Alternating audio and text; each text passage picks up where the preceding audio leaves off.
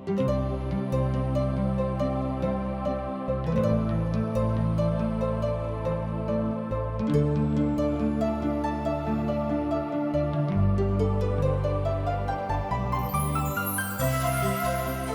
से प्रसारित जिंदगी की राह कार्यक्रम में आप सबका हार्दिक स्वागत बा।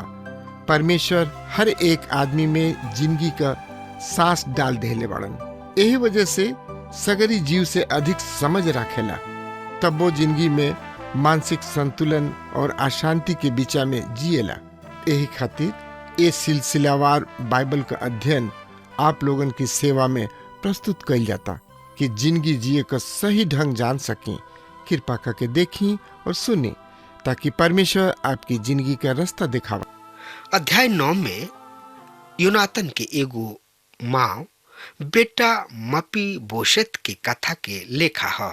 ई योनातन के बेटा और शाऊल के बेटा रहन। ई उहे शाऊल रहन जौन की दाऊद के ऐसे मार डाले के कोशिश करत हुई है कि इस्राएल के सिंहासन पर बैठे ना पावे। परंपरा के अनुसार दाऊद शाऊल के घराना के हर एगो आदमी के नाश क देवे के रहे और यदि ऊ ऐसन करताड़े तो कोनो अनुचित कार्य ना करी है। पर दाऊद शाऊल के पोता पर करुणा करताड़े। ऊ ऐसन करुणा है जौन की बखान करे से बहरी के बात बा। ई करुणा शाऊल के कारण ना वरन योनातान के कारण है। और ये खाली फिर हम दाऊद के जिंदगी में परमेश्वरी गुण के देखतानी और हम देख रहल बानी कि ई करुणा के कथा परमेश्वर के ओह महान करुणा के एगो झलक है जौन की उस सब मानव जाति पर दर्शौले बाणे। प्रिय भाई बहन, एकरा बारे में जानकारी खातिर रउआ हमरा संगे आपन पवित्र शास्त्र बाइबल निकाल ली। हाँ तो ओह में देखी दूसरा सामुएल की किताब 9 अध्याय 1 पद से लेके 4 पद एह तरी से बता रहल बा। सुनी ध्यान से, हम पढ़ रहल बानी। तब दाऊद पूछले, का शाऊल के परिवार के कोनो आदमी अब तक बचल बा जौना पर हम योनातन के कारण कृपा करी? शाऊल के परिवार के एगो सेवक रहन जेकर नाम सीबा रहे। उ दाऊद की ने बुलावल गइलन और राजा उनका से पूछलन, का शाऊल के घराना के केहू बाचल बा जेकरा पर हम परमेश्वर के करुणा के प्रकट करे चाहतानी? सीबा राजा से कहलन, राजकुमार योनातन के एगो बेटा अब तक जीवित बा। उ दोनों गोड़ से लंगड़ रहन। राजा उनका से पूछले, उ कहवा बा? सीबा राजा से कहली, उ मकीर बेन अमीएल के घर में दरबार नगर में बा। प्रिय मित्र, सीबा विश्वास जोग सेवक रहन। उ अब तक मपीबेशत के सुरक्षित रखले रहन और दाऊद ओकरा के अपना महल में बुलवा लिहले और साथ ही शाऊल के सब संपत्ति के ओकरा के दे दिहले। 5 से 13 पद ए अध्याय के एह तरी से चर्चा कर रहल बा। ई पद ह, राजा दाऊद दूत के भेजले। दूत योनातन के बेटा के मकीर के घर में दरबार नगर से ले अइले। शाऊल के पोता और योनातन के बेटा मपी बोशेत दाऊद के पास अइलन। उ मुंह के भरे गिर के दाऊद के अभिनंदन कैले। दाऊद कहले, मपी बोशेत? उ बोले, महाराज, राउर सेवक हाजिर बा। दाऊद उनका से कहलन, मत डरा, हम तोहरा बाबू योनातन के कारण तोहरा साथे प्रेम पूर्वक व्यवहार करे चाहतानी। हम तोहर दादा शाऊल के सब जमीन लौटा देब। अब तू हमरा साथे हरदम खाइल करब। मपी बोशेत फिर अभिनंदन कैलन। उ कहलन, महाराज, राउर सेवक के का कीमत बाकी तू हमरा जैसन मरल कुत्ता के यानी कि मरल कुकुर के और ध्यान देले बड़ा। तब दाऊद शाऊल के सेवक सीबा के भेजले। उ सीबा से कहले, जवन कुछ शाऊल और उनकर परिवार के संपत्ति है उ सब हम तोहरा स्वामी के पोता मपी बोशेत के प्रदान करतानी। तू तोहरा बेटा और तोहार सेवक उनका खातिर जमीन के जोती है और जमीन के उपज उनकरा किने ले आई हैं, जकरा से तोहार स्वामी के बेटा के परिवार के भोजन प्राप्त हुई। पर तोहार स्वामी के पोता मपी बोशेत हमरा साथ सदा खाना खाई हैं तथा हरदम भोजन करी हैं। सीबा राजा दाऊद से कहलन, जौन हुकुम महाराज जौन की अपना दास सेवक के देले बड़ा उ उनका अनुसार कार्य करी हैं। ए तरी मपी बोशेत दाऊद के राजकुमार सबके सदृश्य उनका साथ भोजन करे लगले। मपी बोशेत के एगो छोट बेटा रहे और ओकर नाम मीका रहे। सीबा के घर में रहे वाला सब आदमी मपी बोशेत के सेवक बन गलन। मपी बोशेत यरूशलेम नगर में रहे लगले, काहे कि उ राजा के साथ हरदम तथा सदा भोजन करत रहन और उ दोनों गोड़ के लंगड़ रहन। प्रिय मित्र, जवन कुछ दाऊद के ए मपी बोशेत के खातिर कैलन उ सही में अद्भुत और बहुते सुघर बात रहे।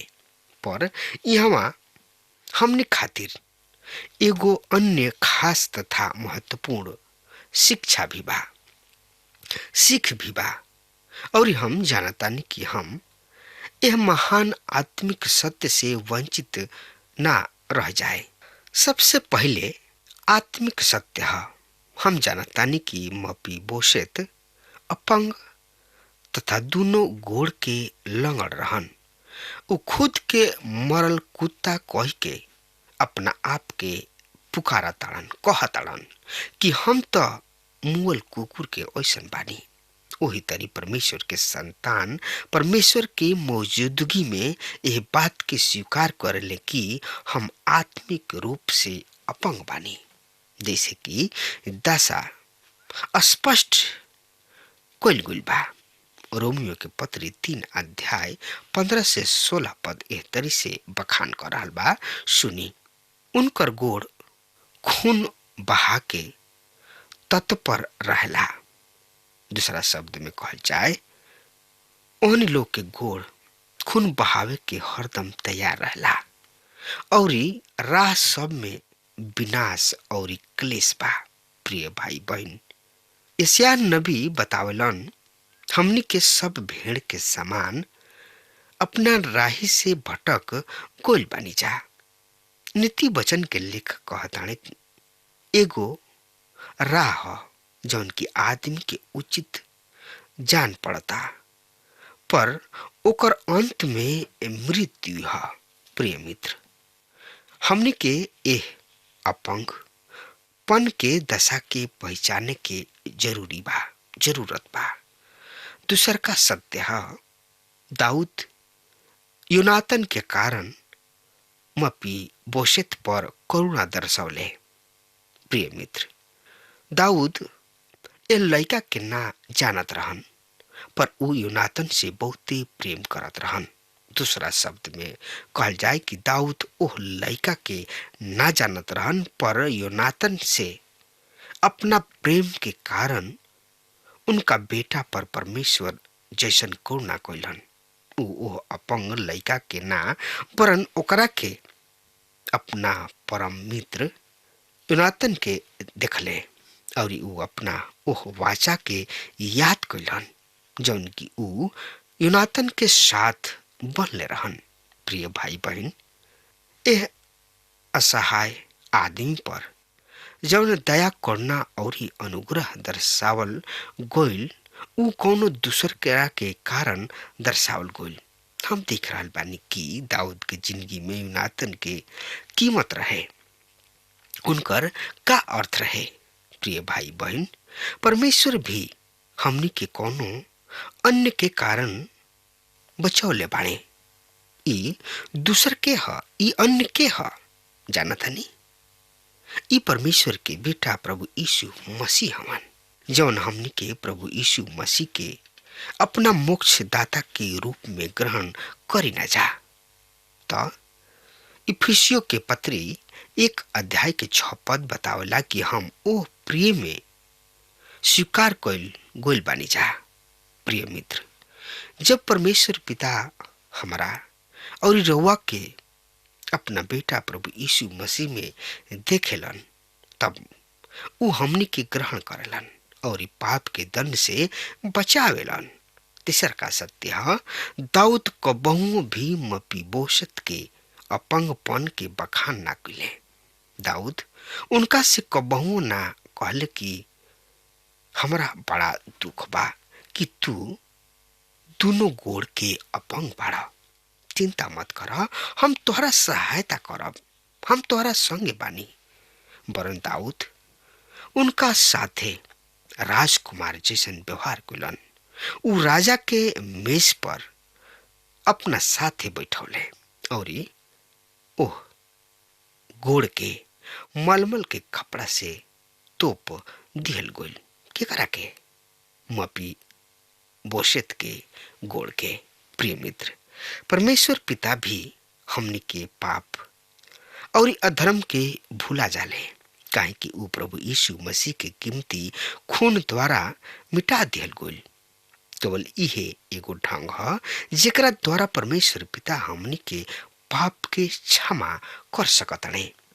इब्रानी के पत्री के लिखे वाला बतावताने कि हम उनकर पाप तथा अधर्म कबहू याद ना करब। चौथा का सत्य है, मपी बोशेत अपना लंगड़पन के बारे में दाऊद से कुछ ना कहले। वो दोनों के बीच चर्चा के विषय के रहे।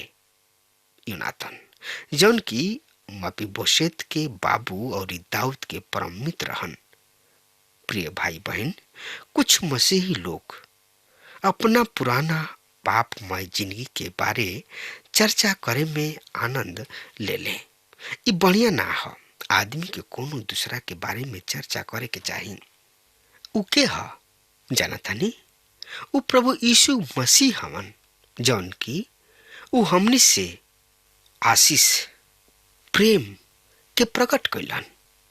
हमरा चर्चा के बारे में उहे होखे के चाहिए। पांचवा सत्य, दूसरा लोग भी मपी बोशेत के लंगड़ापन के बारे में कुछ ना कहले। प्रिय मित्र, राजा के मेज पर खाना खाए वाला के एगो बहुते बड़ समूह रहे, पर केहू ओ लंगड़ापन के बारे में केहू एगो शब्द भी ना कहल, ना ही पूछल। काहे कि दाऊद के साथ इ लोग भी वो छोट लड़का के से प्रेम करत रहे लोग। प्रिय मित्र, पहला कुरिन्थियों 13:7 से 8 पद में पढ़नी हजा कि प्रेम सब कुछ सह लेला, सब बात पर विश्वास करला, सब बात के आशा रखेला और सब बात में धीरज रखेला। प्रेम कबहू मिटेला ना। प्रिय मित्र, आज प्रभु यीशु मसीह अपना प्रेम के हर स्थान पर ई न्योता देताने। हे सब परिश्रम करे वाला लोग और बोझ से दबाई लोग, हमरा किने आव लोग, हम तोहनी लोग के आराम देव, विश्राम देव। जे प्यासल होखे हमरा किने आवे और पिए। जिंदगी में मसीह यीशु के प्रेम के अद्भुत ये चित्र है, फोटो है।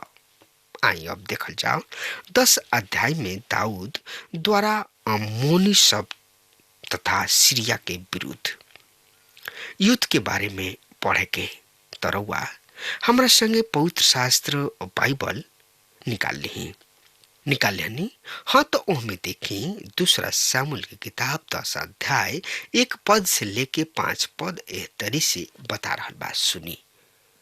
फिर ऐसन भइल कि अम्मोनी सबके राजा के मृत्यु हो गई और उनका स्थान पर उनकर बेटा हानून राजा भइले। तब दाऊद कहले, हम नहास के बेटा हानून पर ओसही दया दिखाई जैसे उनकर बाबू हमरा पर देखौले रहन।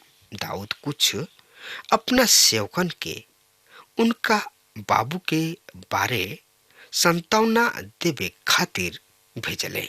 पर जब दाऊद के सेवक अम्मोनी सब के देश में अइले, तब अम्मोनी के अधिकारी सब अपना स्वामी हानून से कहलन, का तू समझा तड़ा कि संतावना देवे वाला भेज के दाऊद तोरा बाबू के अंदर कर रहल पड़े? का दाऊद उनका के तोरा पास ऐसे ना भेजले कि उ नगर के खोजबीन क के जासूस करे और इनकर सत्ता उलट दे? हानून दाऊद के सेवकन के पकड़ ले और ओहनी के आधा आधा दाढ़ी मुड़वा दिले, यानी कि छिलवा दिले।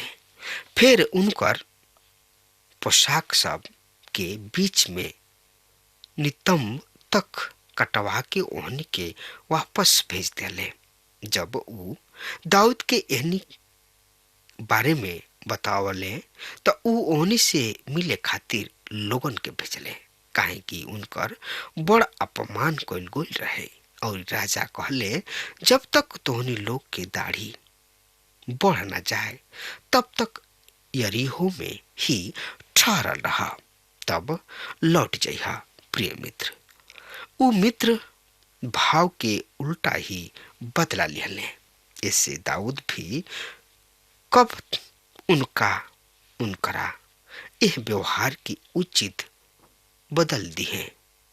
प्रिय मित्र, 6 से 19 पद यह तरी से बता रहा बा, जब अम्मोनी सब देखले कि हमनी के दाऊद के नगर में घृणित ठहरल बानी जा, तब अम्मोनी सब सीरिया के बेत हरोब और शोबा नगर सब के 20,000 पुरुषन के साथ माका के राजा के तथा तोब के 12,000 पुरुषन के बेटन पर बुलौले।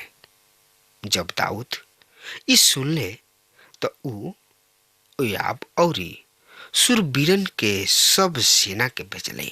अम्मोनी बहरी निकल अइले और उन नगर के घुसे वाला द्वारी पर ही व्यूह रचना कइले, जबकि शोबा और राहोब के सीरिया वाला दल और तोप और माका के वीर मैदान में पाती बनले रहन। जब योआब देखले कि हमरा विरुद्ध आगे पीछे व्यूह रचना के कोइल कोइल बा, तो उ इस्राएल के शुरू वीरन में से ही चुन के एहनी के सीरिया वाला वो दल के सामने तैनात कइलन। शेष लोग के उ अपना भाई अभिषेक के हाथ सौंप दिले। उ अम्मोनी सब के सामने उनकर लाइन यानी कि पाती बंधाइल। तब उ कहले, यदि सीरिया वाला दल हमरा खातिर भारी पड़े त तू हमार सहायता करिहा, और यदि अम्मोनी तोहरा खातिर भारी पड़े त हम तोहार सहायता के खातिर आइब।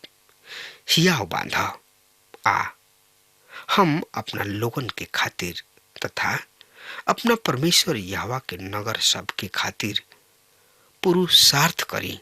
परमेश्वर यहोवा उहे करस जौन उनका नजर में उचित बात ठीक बा। योआब और उनका साथ के लोग सीरिया के योद्धा सबसे युद्ध क्षेत्र खातिर नजदीक गइलन, पर उ उनका सामने से भाग निकलले। जौन अम्मोनी सब देखले कि सीरिया के योद्धा भागुलन सा, त उ भी अभिषेक के सामने से भाग के नगर में घुस गइलन।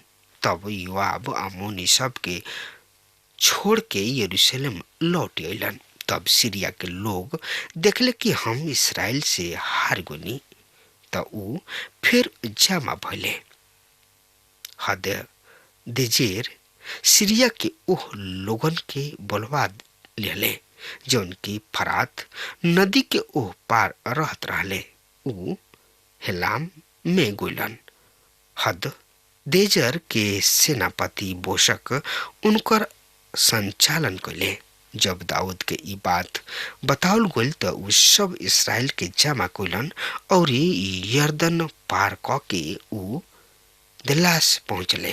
तब सीरिया के योद्धा सब दाऊद के सामना करे खातिर पाती बनले और दाऊद के विरुद्ध युद्ध कैलन। पर सीरिया के योद्धा इसराइल के सामने से भाग निकलने और दाऊद के सीरिया के 700 रथ सब तथा 40,000 घोड़सवार सब के मार डले और सेनापति बोशक के भी ऐसन घायल कैलन कि ऊ हमें मुंह कैलन।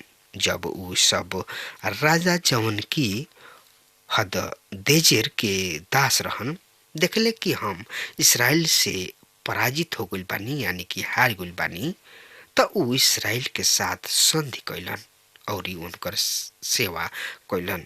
सीरिया के लोग अमोनी सब के फिर सहायता करे से डरा गइलन। प्रिय मित्र, यह तरी दाऊद अपना राजदूत के अपमान के पलटा लिहले।